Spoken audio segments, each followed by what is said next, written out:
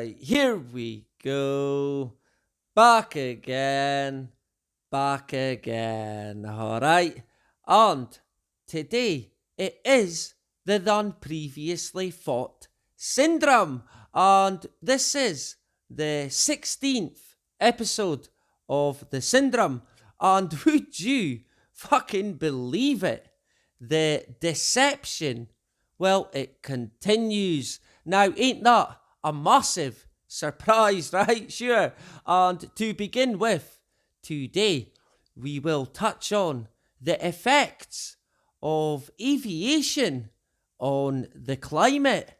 Because, yeah, believe it or not, these trails that these aeroplanes leave, they do indeed have an effect on the climate. A big fucking effect, I can assure you. But what are they saying? Well, one day ago, politico.eu, aviation's climate impact much greater than previously thought. Whoops. So yeah, once again, the experts, the go-to, they know fucking nothing. Right, ain't that another surprise already? And to expand on it, it says aviation's climate footprint could be 3 times bigger than its current estimate, according to a new study by the EU's aviation regulator, EASA. Right, so if it's a study by a regulator, then yeah, it must be true, right? And we do know where this is fucking heading. We've known for a long time now where it's all going. And at the very end, the expert is quoted saying, the European Commission was first tasked with addressing the non-CO2 emissions of flying in 2008. It shouldn't waste any more time in implementing the solutions that are available today.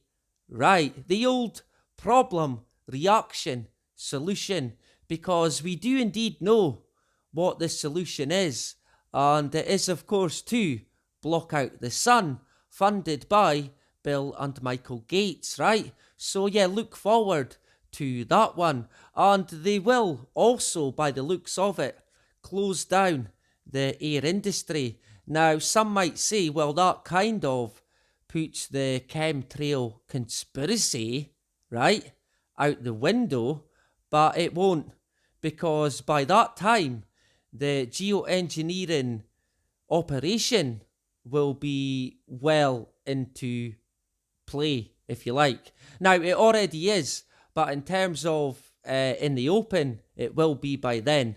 And you can indeed take that to the bank, right? It is coming. We are past the point of no return, so they tell us, right? And speaking of the climate, this here, a hybrid car. These hybrid cars that are electrically powered, right? If I could even say it. Well, they of course are here to save the day, to save the planet, right? It's this green energy, and it's going to save us all. So, in fact, it's going to be that great that they plan on getting rid of cars as we know it, right? So, look out for that. But yeah, what are they saying about hybrids? Because it seems that they have the syndrome. Ain't that another surprise? Euronews, hybrid cars may pollute more than previously thought, claims NGO from one day ago. Right, so what is this then? I thought these zero emission cars were here to save us, right? Well, it found that they could emit as much as 8 times more carbon dioxide than previously thought. Right, so yeah, once again, they have clearly missed out on a few things and know absolutely nothing, right? And the expert from the study said, so basically, a prime example is you think you're driving in a zero emission electric mode, but you put the heating on, or you put the lights on, or you accelerate, that's it. It's not. Right? So as soon as you switch the fucking engine on, it's basically no longer a zero emission electric mode car. Right? Or you want to put the heating on because you live in Scotland. Well, no, it's no longer a zero emission car. So basically, it's a zero emission car if you leave it in your garage or driveway, and that's it, right? As soon as you switch it on, it is no longer zero emission. Now, ain't that another massive shock? And speaking of the climate, I seen this as well from the Daily Mail. Some Amazon rainforest regions are more resistant to climate change than previously thought, and could actually benefit from warmer temperatures, study finds. Right, so this one I think we will have to keep an eye on, because they basically said that, yeah, warmer temperatures could help some parts, but if it was to become too hot, then that would indeed spell the end for the whole of the Amazon. So expect to see this again, right? And masks have indeed been in the syndrome before, and they will be in the syndrome again, and they are today. But even after today, they will indeed be back again. That is for sure. And this dude here, he seems to be wearing two masks, a face covering and a medical mask, right? He is evidently a very, very smart man, because he's thought to himself, if I cannot breathe, then I cannot catch a virus. So well done to that dude. He is evidently very, very, very, very knowledgeable. Good on him. And this dude here as well, talking about not being able to breathe.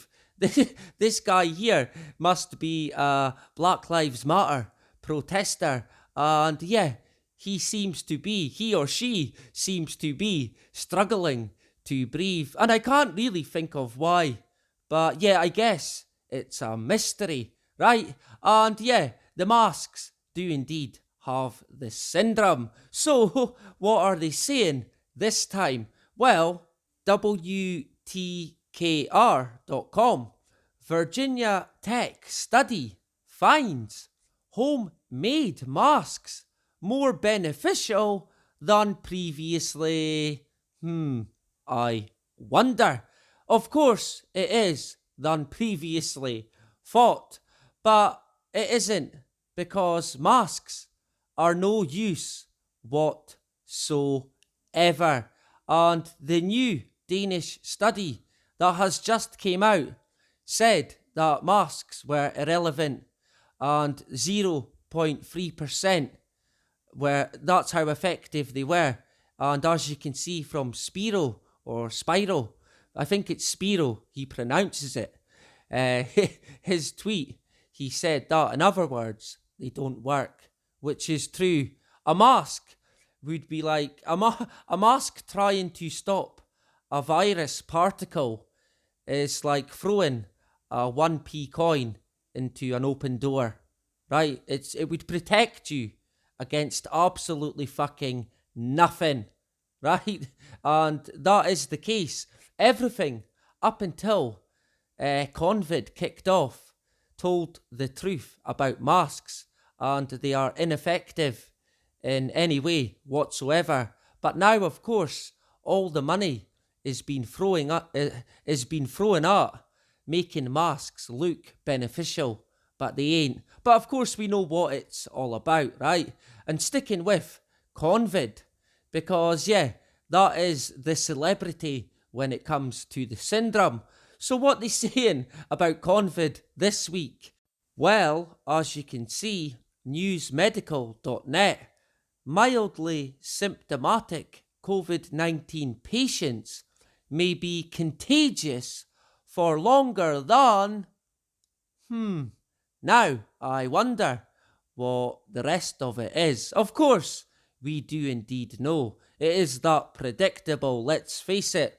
But yeah, we know where it's going. And to expand on this, the researchers say the findings suggest that individuals with mild symptoms can remain infectious for prolonged periods, highlighting the need for them to take appropriate precautions to avoid spreading the virus to others, right?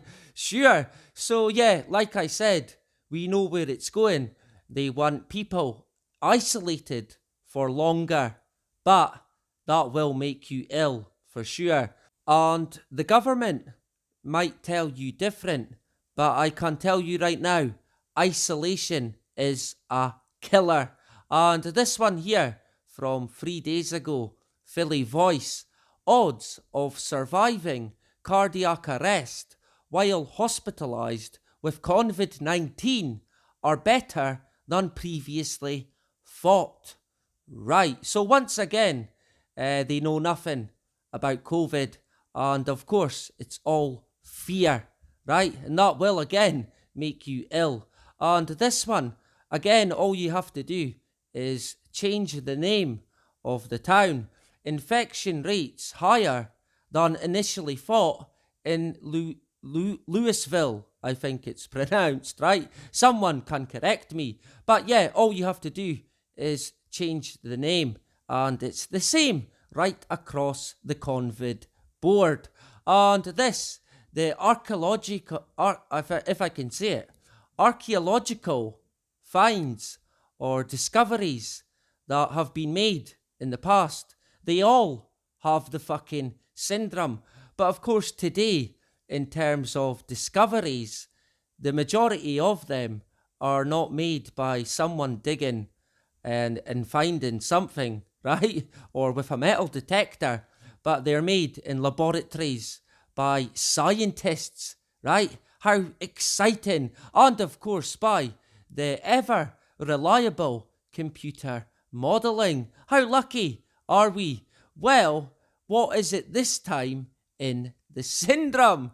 Well, this is from the Daily Mail, 23rd of November, and it says, complex life evolved on Earth 100 million years later than previously thought. Scientists claim, right, after discovering 635 million year old fossils were produced by algae, not animals. Right, sure, why not, right? The earliest signs of complex multicellular life evolved on Earth about 100 million years later than first thought, according to scientists studying chemical biomarkers. Right, so once again, the timeline or the evolution story or fairy tale, if you like, takes another twist. And evolution does indeed have the syndrome. You better believe it. And this here, I'm sure some of yous may know what it is. I didn't until I had seen it. I had heard of it, but I have never seen this picture. So if you know, congratulations, the check is in the post, right? But it is the CK, if I can say the word, Vulpecula, I think it's pronounced. Vulpecula, right? And it seemingly is the oldest reliably documented nova, right? It consists of a compact central object surrounded by a bipolar nebula. Sure it does. Models suggest CK, I can never say this for some reason, Vulpecula may not be a classic nova. Rather, it may be classified as a luminous red nova, which is the result of two main sequence stars colliding and merging. Right, so that is the vulpecula. Right, so what is it saying about the vulpecula in the syndrome? Well, CK vulpecula further away than previously thought, say experts. So it must be true then. And yeah, they have had their Gemini telescope monitoring the vulpecula. So it seemingly says that new results from the Gemini North telescope have now revealed that this object is much farther away than previously thought. Right, and this doesn't really say that much, but we will indeed be keeping an eye on this one, because I may be going out on a limb a wee bit, but I believe we will indeed be hearing about this again. So, look out for it. Anyway, that is about it for this week's Than Previously Thought Syndrome. And yep, the deception well and truly continues. I will be back tomorrow with the Friday fix. And it has been a fucking crazy week, I can assure you. So I will fit in as much as I can, right? So thank you again to everyone that has subscribed. Great stuff. And that is about it. Bye-bye.